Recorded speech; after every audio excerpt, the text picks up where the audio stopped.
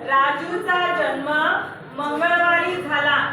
त्याच्यापेक्षा 70 दिवसांनी मोठ्या असणाऱ्या रवीचा जन्म कोणत्या वारी झाला?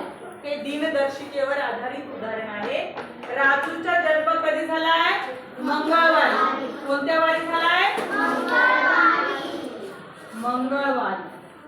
मंगळवारी.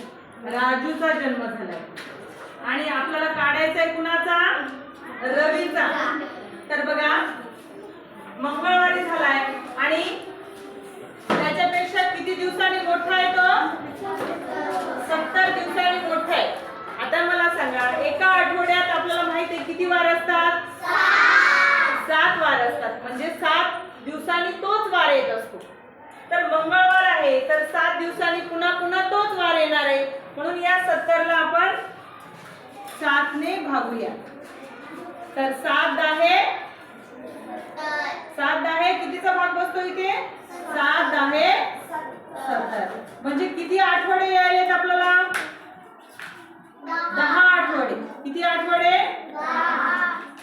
या ठिकाणी 10 आठवडे. म्हणजे बाकी काही उरली का इथे? शिल्लक राहिली का? नाही. म्हणजे पूर्ण आठवडे होत आहेत. म्हणून मंगळवार हा असेल तर 70 दिवसांनी सुद्धा कोणता वार येणार आहे? तोच वार, मंगळवार येणार आहे. कारण बाकी जर शिल्लक राहिली असती तर पुढचा वार, 1 राहिली असती तर 1 वार पुढे जायचं, 2 राहिले तर 2 वार पुढे जायचे. पण बाकी शिल्लक राहत नाही. 10 आठवडे पूर्ण होतात. म्हणून त्या रवीचा सुद्धा वाढदिवस कोणत्या वारी असणार आहे? हा, रवीचा सुद्धा त्या ठिकाणी जन्म या मंगळवारी झालेला असणार आहे. मंगळवारच असणार आहे. धन्यवाद.